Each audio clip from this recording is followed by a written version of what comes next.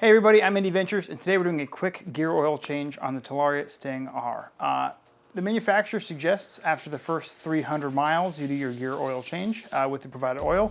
And today we hit that 300 miles just this morning, 303 to be exact. So we're going to be doing the gear oil change for you guys so you can see how to do it for yourselves. And it should only just take a few minutes and just use a few simple tools. So we need a 4mm Allen wrench, a 17mm wrench, and I recommend a 10mm socket or 10mm wrench, as well as a 5mm Allen key. You don't need it, but it'll make things a little easier for you. And doing this should take only a few minutes. Also, if this isn't the first oil change, I recommend you get a funnel and a measuring tool. The first oil change is provided for you from Talaria, and they give you a nice little convenient pouch to use it in. But if you're doing a later oil change, you won't have access to that. So to start, we're gonna move over to the skid plate, and then we're gonna get right into it.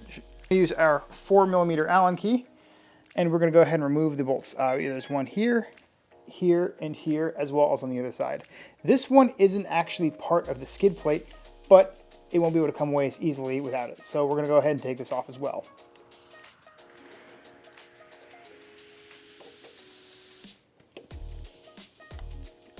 The first time you take these out, they will need a little bit of extra torque just to break, but then they should come loose pretty easily after that.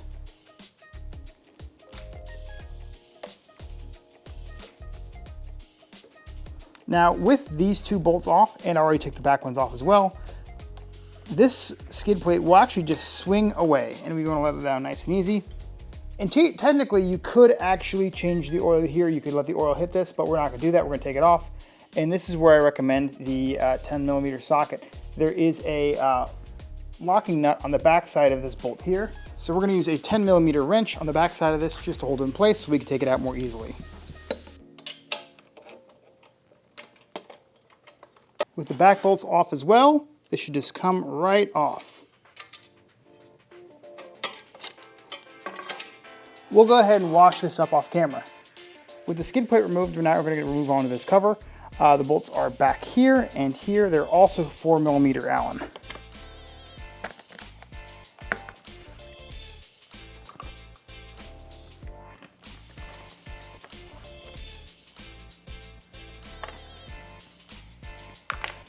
Now with this cover removed, we can actually see the oil drain bolt. You may wish to get this bracket out of the way, and if you want to remove this bolt, you can swing this arm lower. This is a 5mm Allen key, but we're going to skip past this step for now and just go ahead and remove this. Now this is where I recommend you get an oil catch tray to catch all the gear oil you're going to get out. There's not a lot, but I still recommend doing that over getting it all over your floor. So we're going to go ahead and put a catch tray under there now.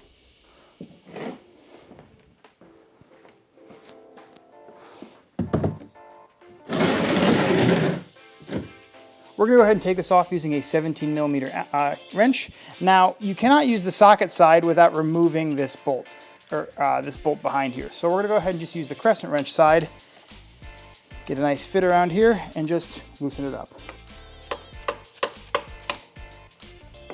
We might get a little oil on this bracket, but that should be just fine. We'll wipe it away when we're done.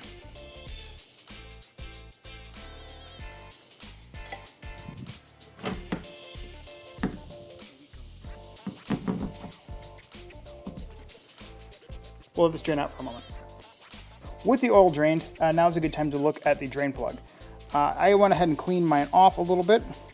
And inside you'll see a little magnet. If you see metal shavings on that magnet, that is a good indication that you may have an issue inside your engine or inside your motor. So you may want to take off this cover with these bolts and take a look at the gears, take a look at the bearings, and make sure they're all in good shape. Mine looks okay, so we're going to go ahead and insert it and get some fresh oil in this bike. I should have done this step earlier, but here's the drain plug. We're going to go ahead and screw this off and remove it. Removing this ahead of time would have helped this drain a little faster, but there's not a lot of oil in here anyway, so it didn't take that long. I'm going to wipe this off as well. We're down to the last drips now, so I'm going to go ahead and reinstall this bolt. All right, we're just going to thread this bolt on nice and hand tight, and then we're going to give it a little bit of torque with our wrench. Not too much, just a 1/8 turn, 1/4 turn should do it. About there is fine.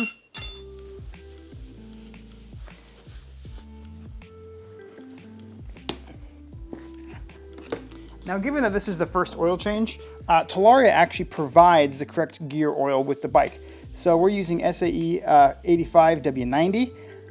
Now, if you're doing this for the second or third time, you may not have a pre-measured 90 milliliter amount. So go ahead and use a measuring cup to measure the proper amount of oil. In this case, we're just gonna use a scissor, cut off the top,